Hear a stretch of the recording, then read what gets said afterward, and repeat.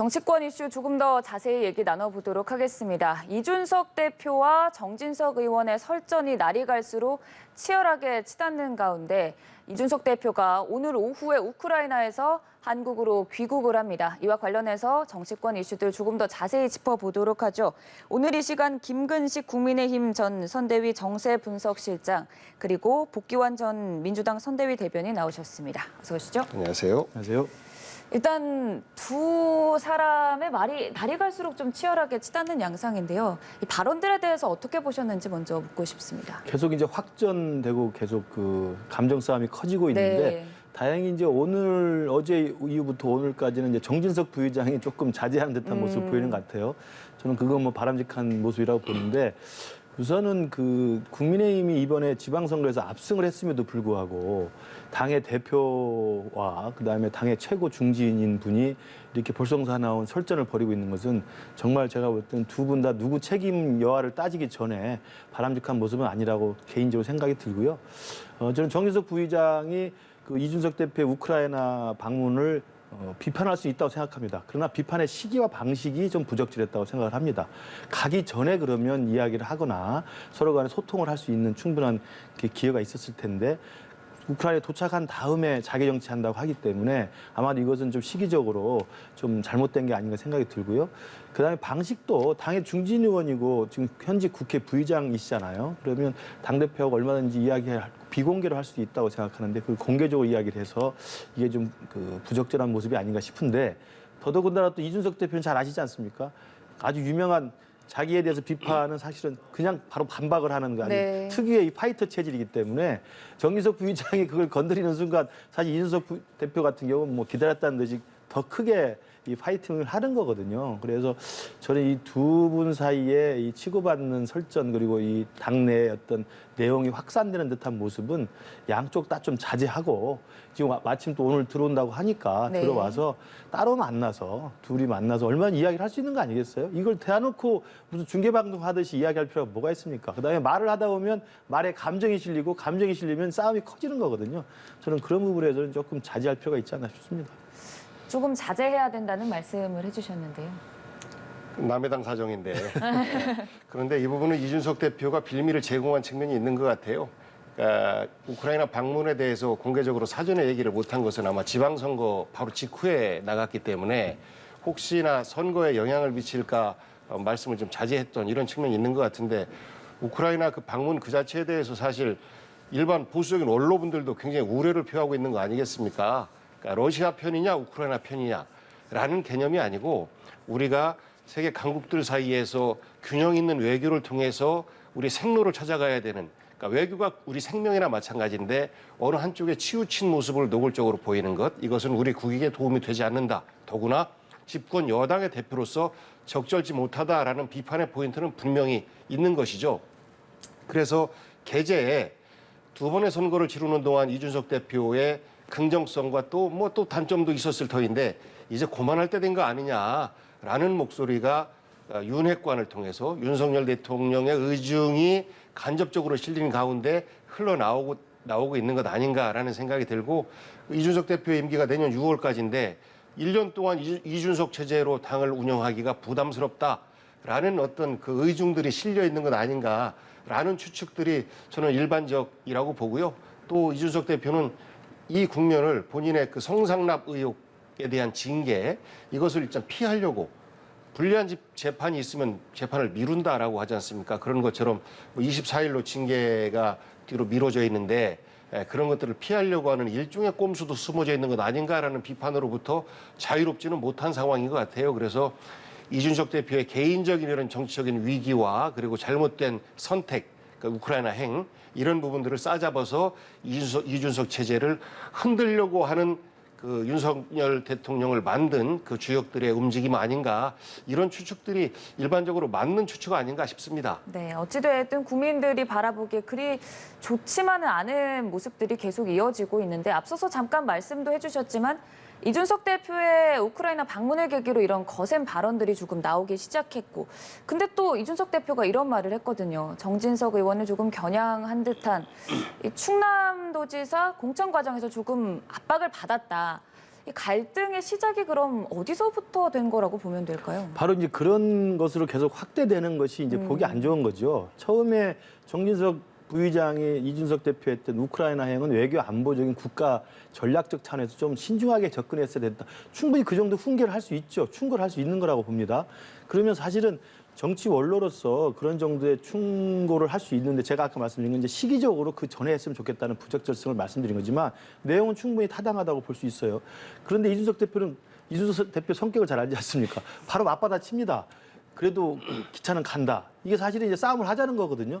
그러면 거기서 싸움을 서로 일단락을 짓고 이걸 마무리 국면으로 들어갔어야 되는데 이게 계속 확정이 되면서 시작했던 것은 우크라이나를 가는 것이 적절하냐 적절하지 않느냐였는데 이게 감정이 커지다 보니까 어떻게 됩니까? 공천 이야기가 나오는 거예요.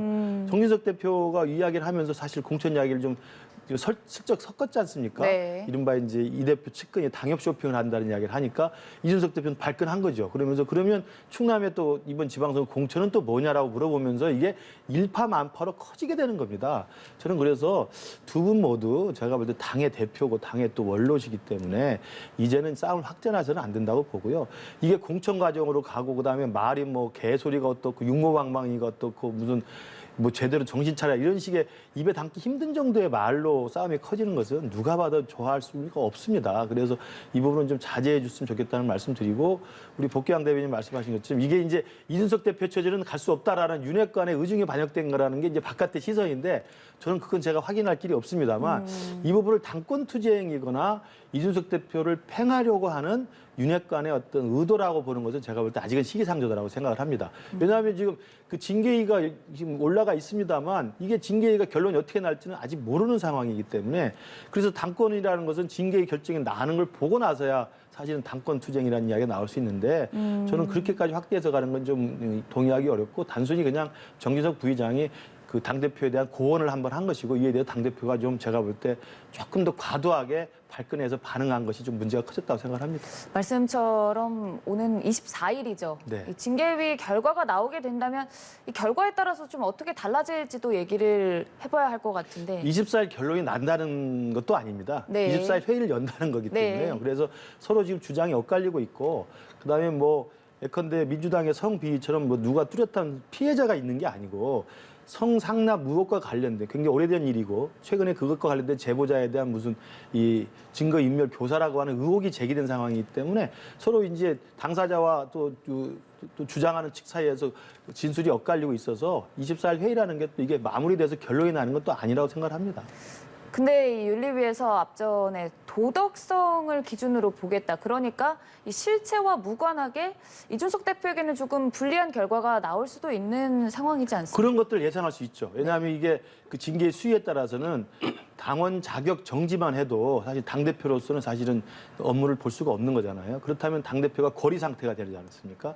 그렇다고 한다면 사실 당대표는 다시 뽑아야 되는 거죠. 이제 그렇게 되기 때문에 징계 여하에 따라서는 충분히 당대표가 조기에 그만둘 수도 있지만 아직은 지금 징계위에 올라가 있기만 하지 내용을 두고는 서로 갑론을 하고 있는 상황에서 섣불리 애단하기 쉽지 않다. 그리고 이준석 대표가 지금 정진석 부의장의 저 말 한마디 가지고도 저렇게 발끈하고 하는데 만약에 성상납이라든지 이 부분에 대해서 징계위에서 어떤 결정을 내린다?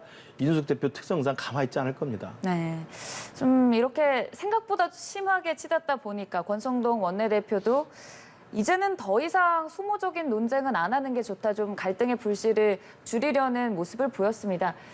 이 상황을 봤을 때 갈등을 좀 봉합할 수 있을 거라고 생각을 하시나요? 저는 갈등의 시작이라고 봅니다. 정말.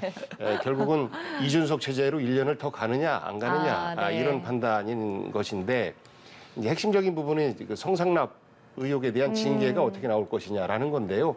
사실 저는 좀 민주당이 답답합니다. 만약에 민주당 대표가 이런 성상납 의혹에 휘말려 있다라고 하면 진작에 민주당 박살났을 거예요. 뭐 살아남지 못하죠, 정치적으로도.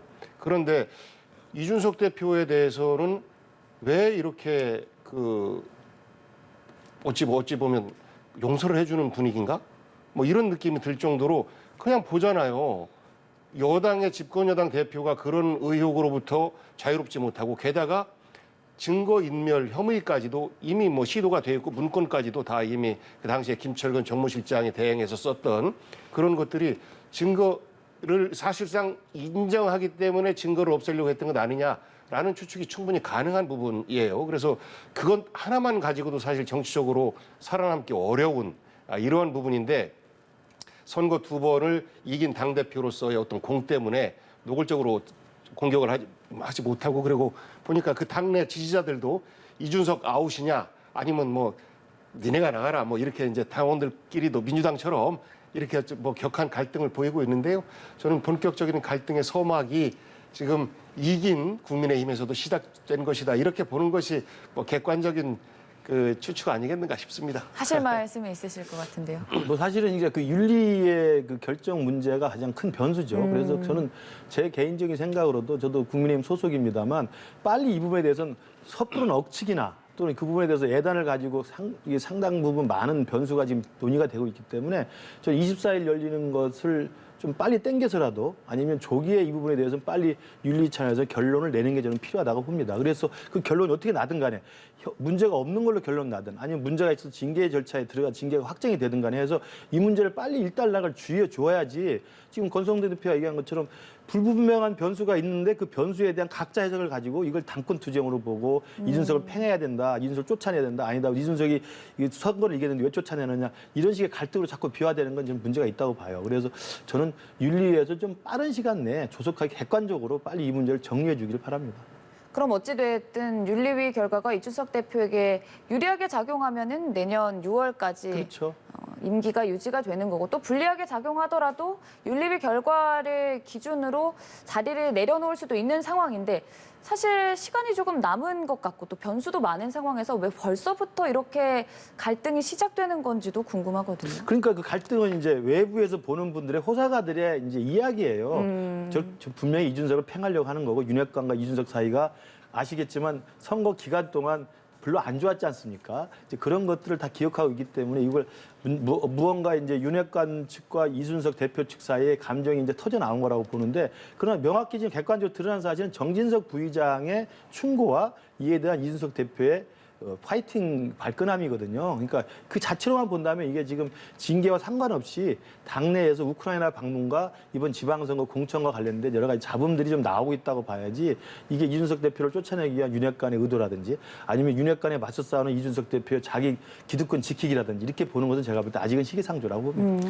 그런데 이제 그 징계위가 열리는 것이 모든 혐의가 다 인정되어서 징계위에 회부되는 건 아니지 않습니까? 그렇죠. 그러니까 이것은 충분히 징계위에서 논의할 만하다라고 판단을 했기 때문에 징계위가 진행되는 것인데 하다못해 최고 낮은 경고 수준의 징계가 나온다 하더라도 저는 이준석 대표의 정치인으로서의 생명이 저는 굉장히 위험한 상황이다라고 봐요. 그리고 설령 징계위에서 혐의 없다라고 처분한다 할지라도 이것이 강용석 가로세로 연구소 그 소장의 문제 제기로 해서 시작된 것이고 그분이 이러저러한 증거도 갖고 있다라고 했고 만약에 이것을 그냥 덮으려고 한다라고 했을 때 과연 가만히 있을까요? 그래서 저는 이준석 대표로 인한 국민의힘의 리더십의 리스크 이것이 본격화되어서 이것을 조기에 정리하는 것이 국민의힘이 앞으로 윤석열 정부의 여당으로서 힘을 받고 당을 운영하는 데 있어서도 유리한 것 아니냐라는 정무적 판단이 종합적으로 함께 작동하고 있는 것이다라고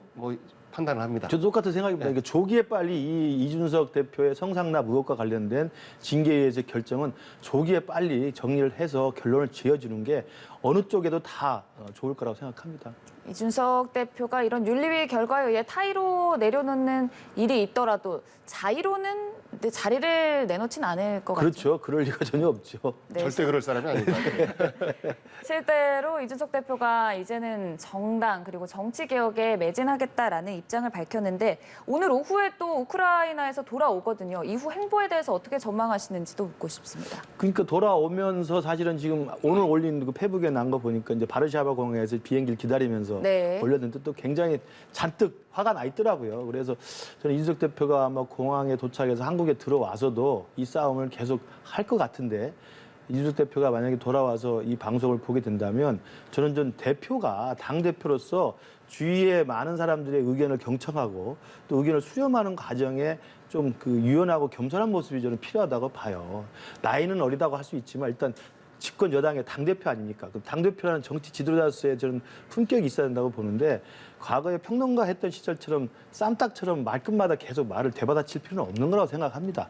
저는 그런 의미에서 이준석 대표도 이제는 그만하고 들어오면 정진석 부의장과 만나서 뭐 식사를 하든 차를 마시든 해서 그동안에 사실은 문자를 주고받고 SNS를 주고받는 건 상대방의 의중을 모른 채로 계속 싸움이 커지는 거거든요. 만나서 직접 대면으로 이야기를 하고 문제가 있으면 좀 그 해결하고 서로 간에 좀 이 싸움이 커지지 않도록 저는 봉합을 했으면 하는 생각입니다. 네. 근데 이제 이준석 대표 입장에서는 물러나기가 어려운 것이 혁신이라는 또 기구를 띄웠지 않습니까? 사실 뜬금없이 혁신이라는 말이 나오는 건데, 국민의힘에서 왜 뭐를 혁신하지? 보니까 조직을 정비하고 공천 내년도 후년도 그 총선 공천 룰을 뭐 만져보겠다 이런 이야기인데 이것은 결국은 다음 총선까지도 강하게 영향력을 미치겠다 이런 뜻이고 또 그러면 6개월 내년 6월까지 당대표를 유지하는 것은 물론이고 또다시 도전할 수도 있다라는 어떤 가능성을 암시하는 것이라서 그러하기 때문에 그 현재 당권 투쟁을 염두에 두고 있는 그 윤핵관이나 이런 분들 같은 경우에는 그러면 조기에 정리를 하는 것이 우리 윤석열 새 정부를 운영하는 데 있어서 리스크를 최소화시키는 것 아니겠느냐라는 판단이 저는 합리적인 판단이라고 봐요. 어찌 보면. 합리적인 의심이죠. 어찌됐든 일단 당장 24일에 윤리위 회의가 가장 큰 변수가 될 것으로 보이는데요. 일단 국민의힘 얘기는 여기 정도로 마무리해보고 더불어민주당의 경우에는 대선과 지선의 패배에 대한 자성을 하고 또 앞으로의 방향성을 탐구하는 1차 연속 토론회를 개최를 했습니다. 여기서 발언들이 많이 오고 갔는데 일단 전문가들이 후보 경쟁력과 관련된 발언도 내놨고 박지원 전 위원장의 발언을 통제하지 못했다. 그리고 송영길 전 당대표를 서울시장 후보로 공천한 것이 좀 패배의 요인이다. 여러 가지 분석들이 나왔습니다. 이 회의에 대해서 일단 어떻게 받아들여졌는지도 묻고 싶습니다. 다 맞는 얘기 같고요. 네. 그렇다고 해서 또 100% 다 그 원인들로 졌다, 패배를 했다라고 판단하기도 어렵고 종합적인 것들이 다 작용하지 않았는가 싶습니다. 거기에서 각각 크다, 이것이 가장 중요하다라고 판단하는 지점들은 각각 다른 것이죠. 거기에서 뭐 그동안 봐서 알겠지만 대선에서 패배한 정당은 사실 다음번 정권을 창출할 때까지는 끊임없이 내부 권력 투쟁, 당권 투쟁이기도 하지만 그 투쟁의 과정에서 당을 계속 쇄신하고 새로운 리더십을 만들어내고 하는 과정 속에서 당을 유지 발전시켜 가는 거거든요. 이제 그 시작이 되었다라는 것이고요.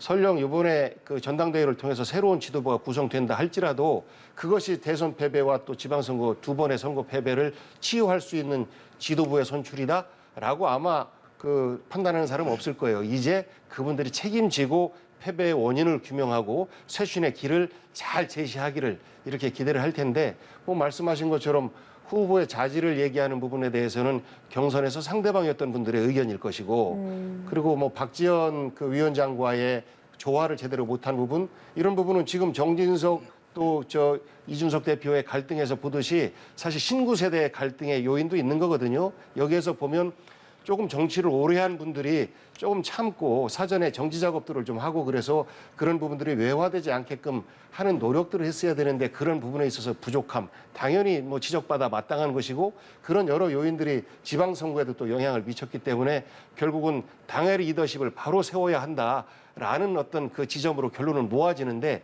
어떤 리더십이냐 라는 부분에 있어서는 지금 현재 방향을 찾아 나가고 있는 중이다 이렇게 보는 것이 맞는 것 같습니다. 겸허히 수용해야 된다라는 말씀을 해주셨는데 사실 이 후보의 경쟁력과 관련해서 거론된 인물이 이재명 의원입니다. 사실 대선 주자급으로 거물급 후보였기도 했고 이런 가운데 좀 후보의 경쟁력에 대한 지적이 나온 거에 대한 이유가 궁금하거든요. 그러니까 선거 과정 때 양당 모두가 그랬거든요. 여러 가지 뭐 부인 리스크, 개인 리스크 나오면서 후보가 다른 사람이었으면 좀 더 편하게 선거 치렀을 텐데 라는 말들은 아마 양당에서 다 나왔었는데 그것은 사후적인 이야기고요. 그때 당시에 당원들과 국민들이 이 후보가 민주당에서 혹은 국민의힘에서 가장 적당한 후보다 다음 대통령감으로서 라는 판단들을 같이 내렸던 거예요. 그래서 그것과 생각 판단이 달랐다라고 해서 후보의 경쟁력이 부족했다라고 하는 것은 사후적인 개인의 생각이 많이 들어가 있는 평가와 판단 아니겠는가 뭐 이런 생각이 좀 들고요. 그럼에도 불구하고 그런 비판들을 나는 부족하지 않았어라고 주장한다면 저는 그것 또한 잘못된 자세다라고 생각합니다. 부족했다라고 하는 부분에 대해서 겸허히 받아들이고 인정하고 내가 나의 부족함 때문에 어떻게 선거에서 불리하게 작동했는지에 대해서 좀 받아들이고 고백할 부분은 고백해야 새롭게 나아갈 길이 열리게 되지 나는 그렇지 않아 난 열심히 했어라고 또 우긴다면 그것은 또 반대 진영에서 바라보는 사람들을 포용할 수 없는 이런 상황이 되기 때문에 그런 모든 부분들을 전 안고 받아들이는 평가 속에서 민주당의 진로는 모색될 수 있다고 생각합니다. 민주당의 이런 자성의 목소리 어떻게 들으셨습니까? 저는 뭐 우리 복교양 대변인 정도의 그 생각이 민주당의 주류라고 한다면 뭐 잘 해결될 거라고 봅니다. 그러나 이제 사실 당 내의 속사정을 들여다보면 아까 이제 당 밖에서 보는 분들이 이준석 대표랑 정진석 부의장의 이 싸움을 굉장히 확대 해석하는 경향이 있듯이 민주당의 지금 이 내용도 지방선거 패배에 대한 책임론을 둘러싸고 갑론을박하는 걸 넘어서서 그 밑바닥에는 반드시 내후년 총선을 앞둔 공천권에 대한 이제 이해관계가 이게 맞물려 있는 거거든요. 그리고 이제 지금 우리 국민의힘 같은 경우는 이준석 대표의 징계 문제를 논외로 친다면 내년 6월까지 전당대회를 할 필요가 없기 때문에 조금 잠복해 있는 것이지만 지금 민주당은 달리 8월 달에 전당대회를 열어야 되지 않습니까? 네. 8월 달 전당대회 열면 거기서 당대표로 선출된 사람이 2년을 임기를 하기 때문에 당연히 내후년 총선까지는 그분의 지휘하에서 총선을 치러지게 되고 각 지역에서 그러면 공천을 받고자 하는 사람들, 지금 현역인 사람들, 또 그 현역을 제끼고 다시 한번 실청해 보고자 하는 사람들, 이 수많은 사람들 이해관계가 맞물려 있는 데다가 이번에 대선 후보 선출 과정에서 제가 너무 공학적으로 말씀드려 죄송합니다만 대선 후보 선출 과정에서 당연히 이재명 후보가 대통령 후보가 됐기 때문에 친명계라고 하는 친이재명계의 이 주류가 형성이 돼 있는 거죠. 신주류죠. 네. 그리고 신주류가 사실은 과거에 노무현 정부, 문재인 정부를 거치면서 오랫동안 형성되어 왔던 586 중심의 이른바 친문 내지는 뭐 친낙 이런 계열의 또 그룹이 또 구주류로 있는 거 아니겠습니까? 그러니까 사실은 구주류와 신주류 사이에 내후년 총선 공천권을 놓고 벌어지는 보이지 않는 기싸움이 밑바닥에 깔려있기 때문에 이건 구조적으로 현실입니다. 그게 있기 때문에 사실은 지방선거 책임론은 이재명 책임론을 부인할 수밖에 없는 것은 그래야 이재명 후보가 자기 명분을 가지고 당대표 출마할 수 있게 되는 것이고 이재명 후보를 책임으로 계속 몰아세우는 것은 나오지 말라고 해야 되는 또 정당한 근거가 그것 때문에 하는 거거든요. 저는 그래서 밑바닥에 있는 그 구조적 현실들, 정치적 현실들 좀 말씀드리고 싶은 겁니다. 구조적 얘기를 짚어주셨는데 실제로 이 민주당 내에서 지금 친이재명계 그 중에서도 이른바 7인회가 급부상하고 있는 상황이고 친문계와 조금은 대립하는 양상이 이어질 것 같습니다. 당 내부의 분위기는 어떻습니까? 7인회는 진작에 급부상했고요. 네. 이재명 후보가 이제 후보로 정해지면서 7인회가 주요한 역할을 하게 될 것이다라고 예측을 했는데 실제 선거 과정에서 보면 그 7인회라고 불려지는 사람들의 그 역할, 김영진 사무총장 이외에는 사실상 큰 역할을 못했고 안 했고 정성호 의원이 7인회의 좌장 역할을 한다라고 하는데 사실 바깥에서 조언하는 정도의 역할 정도만 했어요. 그래서 당을 그 7인회 중심으로 선거를 치르는 체제로 운영하지 않았기 때문에 지금 또한 그 7인회 소속이라고 하는 분들도 개별 의원으로서의 자기 목소리를 내는 정도고 그 이재명을 지지하는 분들이 하나의 어떤 계파처럼 단단하게 응집돼 있지 않은 이런 것이 현재의 모습인 것 같은데 다만 권리당원과 당원들 그리고 대의원들 중심으로 해서 그래도 우리 후보였는데 그리고 현재 이재명만큼 민주당의 대표 주자로서 나설 수 있는 사람이 누가 있습니까? 라는 물음에 대해서는 사실 답을 못하는 것이거든요. 그러니까 이재명이 부족했다라고 하면 그럼 누가 당을 이끄는 것이 좋겠습니까? 라고 할 때 그 필적할 만한 대안을 내놔야 되는데 그 대안을 내놓지 못하고 있는 것이 이재명을 비판하고 있는 분들의 비판의 한계인 것 같아요. 그리고 친문과 친명의 대립처럼 이렇게 언론에서도 말씀하시고 하는데 이것은 잘못된 표현입니다. 대표적으로 두 분을 말씀드릴게요. 조금 이따 얘기할 민형배 의원 같은 경우에 네. 친문이냐 친명이냐 그러면 내가 친문이지. 나는 문재인 대통령을 가장 사랑하고 지키고 싶은 사람인데 라고 생각하는 사람들이에요. 그래서 문재인 대통령의 시대는 이미 지난 것이고 새로운 리더십을 만들어가는 과정에서 친노가 분화했던 것처럼 친문 또한 자연스럽게 분화되고 있어서 친문과 친명의 이런 갈등 구조는 아니다라는 부분을 좀 말씀드리고 싶어요. 그렇다면 이재명 의원이 앞으로 2달 뒤죠. 당권을 잡을 확률이 높다고 받아들이면 되나요? 그거는 뭐 예측하기 어렵습니다.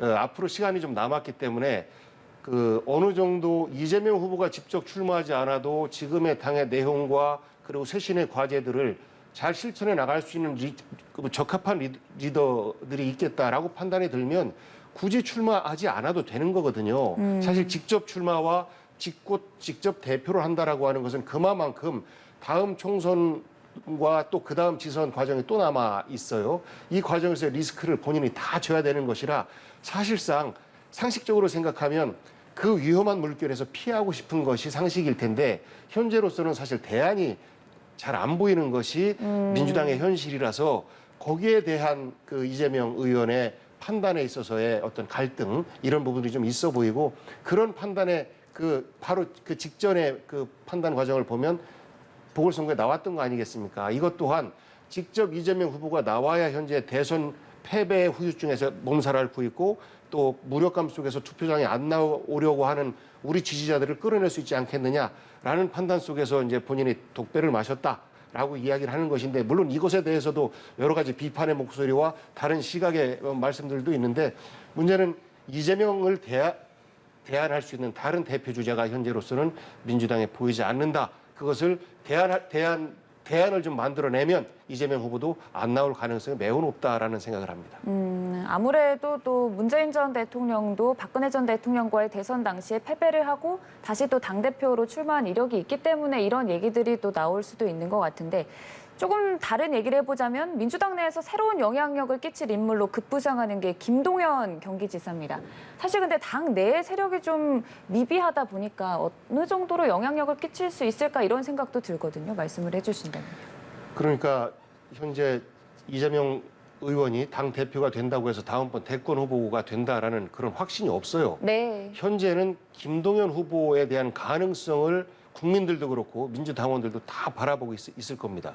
그러니까 김동연 후보와 김동연 이제 당선자와 네. 이재명 의원은 사실 협력적인 관계이면서도 동시에 유력한 또 경쟁자인 거죠. 그리고 전현직 경기도지사라고 하면 누구의 경기도정이 더 제대로 더 잘했는가라는 평가도 이어질 겁니다. 그런 평가가 4년 후에 지방선거 끝나고 나서 1년 후에 또 대선이 있지 않습니까? 그런 것들이 이어지는 것이라서 잠재적 그 대권 주자인 김동연 후보에 대해서 당원들도 또 의원들도 아마 굉장히 관심 있게 바라볼 것이고 경기도정이 잘 운영될 수 있도록 당력을 집중해서 아마 지원할 가능성이 매우 높습니다.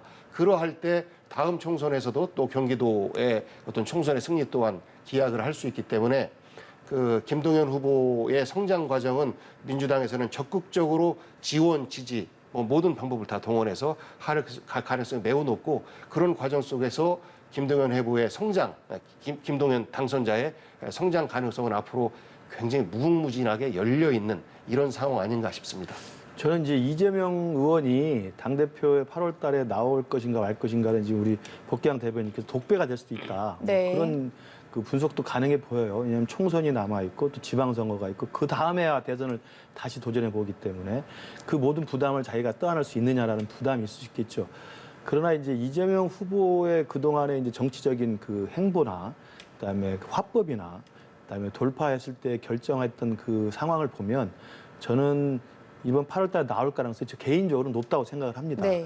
그게 이제 이재명스러운 거라고 생각이 저는 드는데 지금 또 일부 측근 중에서도 분명히 이 당을 지금 이렇게 내용에 빠지는 당을 책임지고 혁신할 사람은 이재명밖에 없지 않느냐라는 사실은 대안 부재론이 더 크다고 생각을 해요. 특히 많은 그 권리 당원들이나 이런 사람들 속에서는 그게 더 크기 때문에 저는 또 본인이 결심해서 나올 거라고 생각이 드는데 저는 그것이 문재인의 길이라고 생각을 아까 우리 앵커께서 말씀하신 조금 다릅니다. 그 문재인 대통령의 길은 2012년에 박근혜 대통령한테 진 다음에 네. 대선에 패배한 다음에 사실은 2015년 당권 나올 때까지 3년 동안은 그냥 일개 국회의원으로 있었습니다. 그리고 그 사이에는 사실 비주류였던 김한길 대표가 대표를 했고 오히려 문재인 당시 2012년 대선 후보에 대해서 많은 책임론을 이야기를 했었어요. 자숙하고 있었습니다.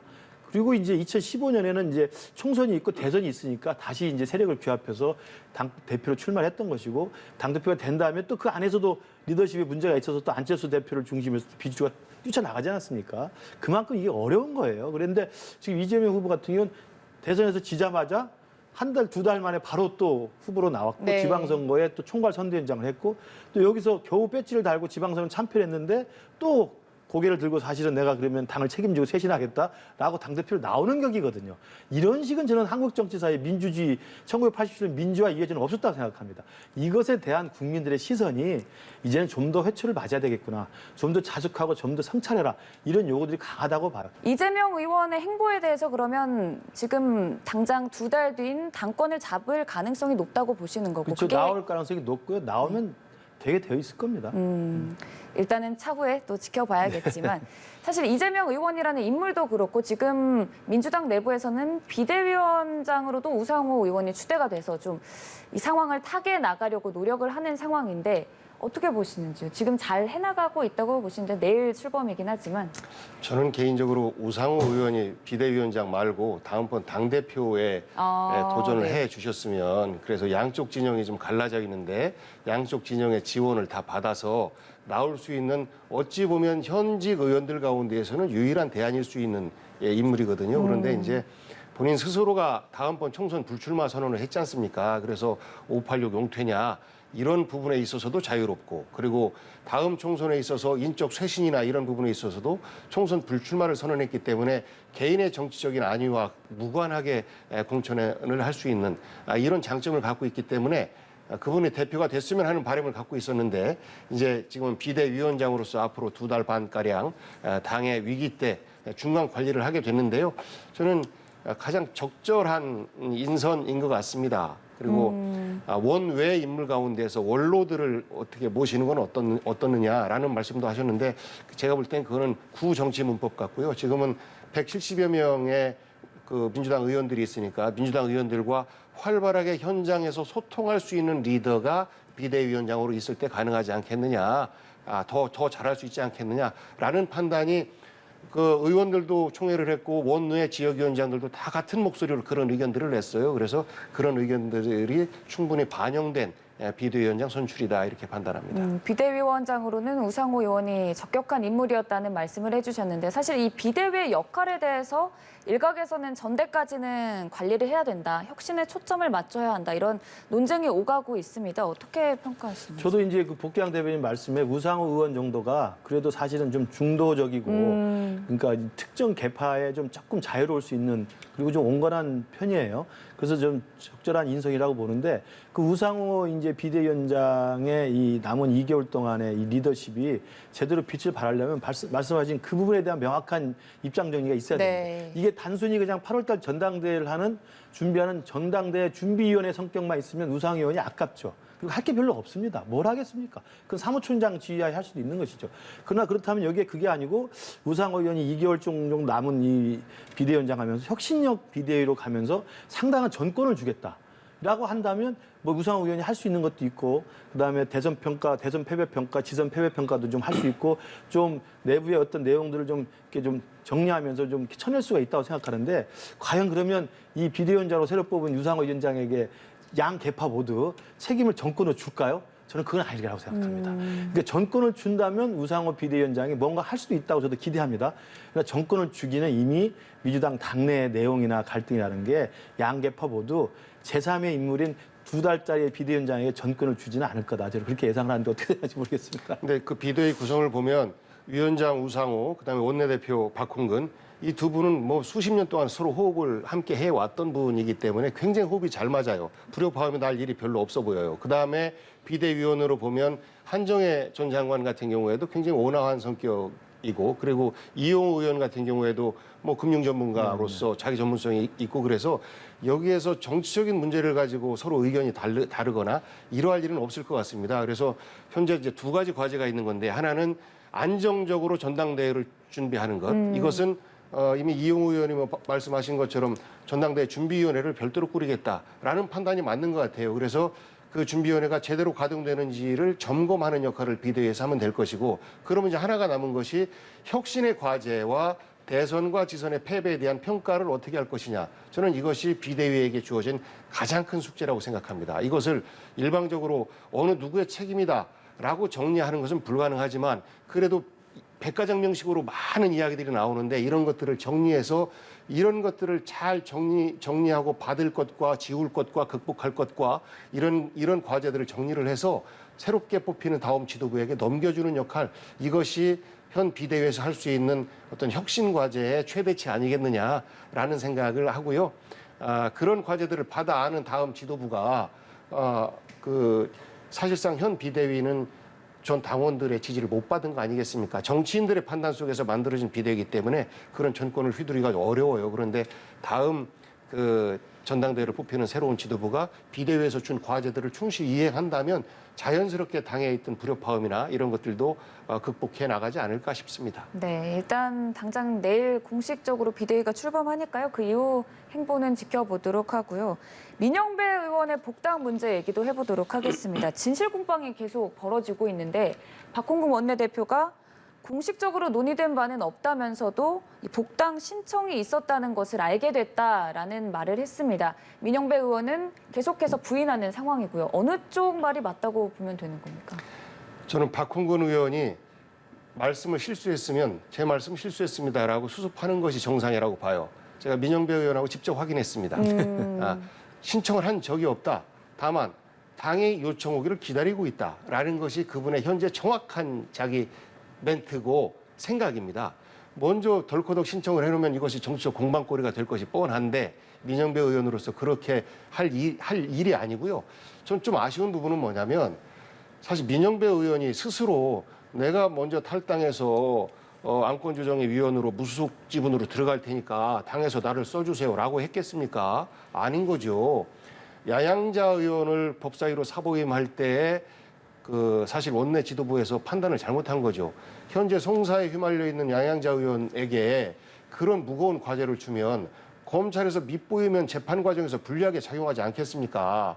이런 판단들을 내린 양양자 의원이 갑자기 이제 덜커덕 한 발 물러서는 모습을 보이니까 그럼 대안을 찾아야 되는데 어떡하지?라고 할 때 사실 함께 상의하지 않았겠습니까? 그리고 이것이 꼼수 탈당에 달하는 비판 뻔히 나올 것이 예측이 되는데 그런 정치적인 피해를 감수하고라도 당이 요청하면 내가 하겠습니다라는 판단을 민영배 의원이 내린 것이 합리적인 추측이라고 생각합니다. 그러면 박홍근 의원이 당을 위해서 희생해준 민영배 의원에게 감사하고 그리고 그런 어떤 작전을 펼친 원내 지도부의 대표로서 국민들에게 먼저 사과를 구하고 양해를 구하는 것이 우선이지 한 의원에게 이렇게 정치적인 어떤 그 큰 짐을 다 떠넘기고 뒷짐지듯이 바라보고 있는 모습에 대해서는 향후에 그럼 어떤 의원이 당을 위해서 십자가를 지겠습니까?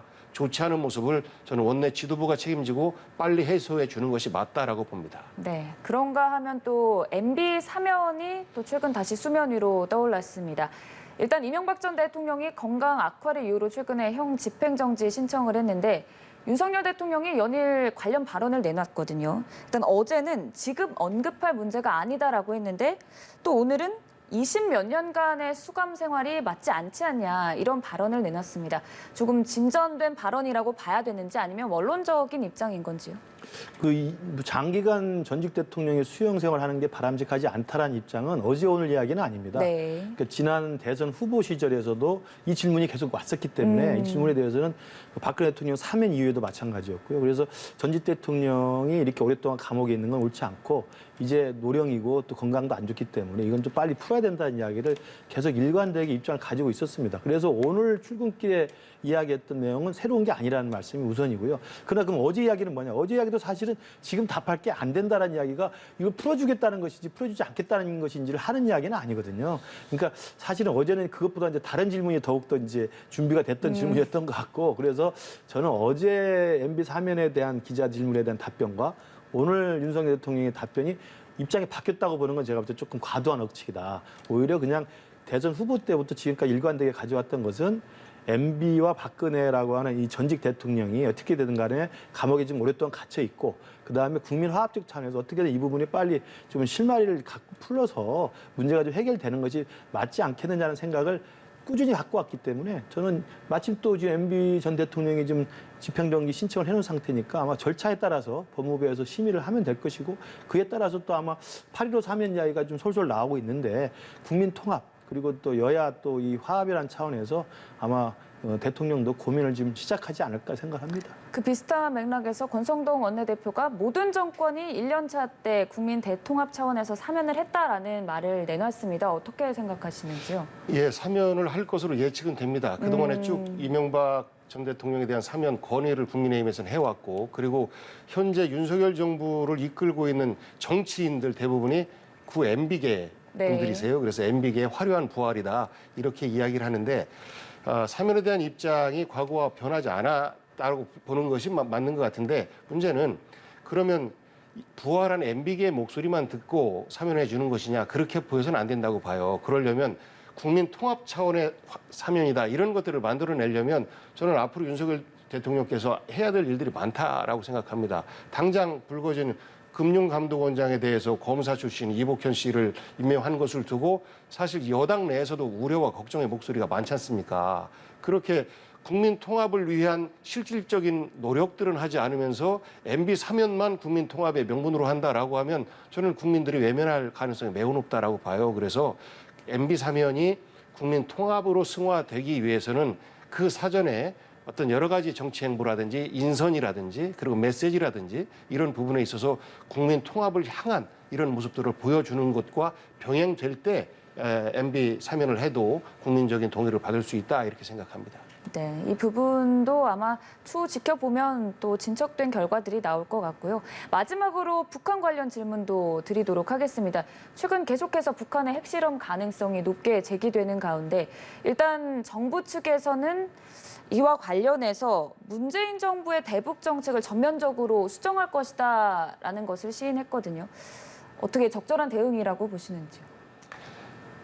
문재인 정부의 대북 정책이라고 하는 것은 평화 아니었습니까? 네. 평화와 대화, 그러니까 전쟁을 억제하고 그러면서도 군비는 계속 늘렸습니다. 역대 정부에서 가장 많은 국방 예산이 늘어났었어요.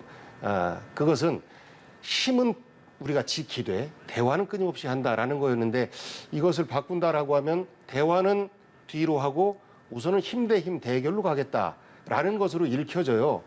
물론 100% 어느 한 가지만 선택하는 것은 없겠습니다만 우선순위에 있어서 힘 대결을 먼저 하겠다라는 것으로 읽혀지기 때문에 지금 당장은 북에서 진행하는 북에서의 행동이나 이런 것들을 보면 사실 우려가 되는 부분이 많이 있습니다만 그럼에도 불구하고 대화와 평화에 대한 노력 이것을 포기하지 않아야 된다. 대한민국이 한국이 먼저 나서서 뭐 예를 들어서 미국과의 동맹에 있어서 북에게 이러이러한 공격 메시지를 해야 된다라고 하면 그건 전쟁 나지 않겠습니까? 네. 일단 대화와 평화의 노력의 끈을 놓지 않아야 된다는 말씀을 해주셨네요. 예, 맞는 말씀입니다. 그러니까 지금 윤석열 정부의 대북 정책을 조금 이제 오해하시는 경향이 있는데요. 문재인 정부 때 그 국방비를 늘리는 거 그리고 이제 북한과 대화 협상하는 거 다 좋습니다만 북한이 도발했을 때 사실 단호한 원칙적 대응에 미흡했다는 건 또 일반적인 평가거든요. 그러니까 윤석열 정부가 하는 것은 대화와 평화를 놓치고 뭐 포기하겠다는 게 아니고 대화의 문도 열어놓고 평화에 대한 우리의 정책 목표를 그대로 유지하되 북한이 계속 저렇게 미사일을 지금 18번째 쏘고 그다음에 계속적인 남쪽에 대한 실질적인 군사 위협을 하고 있는 상황에서는 단호한 원칙적 대응을 일관되게 미국과 함께 하겠다는 것이기 때문에 저는 단호한 안보적 태세 확립, 그다음에 대화와 평화에 대한 우리의 정책 목표에 대한 유지 이 두 가지는 같이 갈 수 있는 거라고 생각하고 그 부분에 대해서 윤석열 정부는 일관되다고 생각합니다. 네, 알겠습니다. 오늘 정말 많은 얘기를 나눠봤는데요. 지금까지 김근식 국민의힘 정세분석실장 그리고 복귀한 전 민주당 선대위 대변인과 함께했습니다. 고맙습니다. 맞습니다.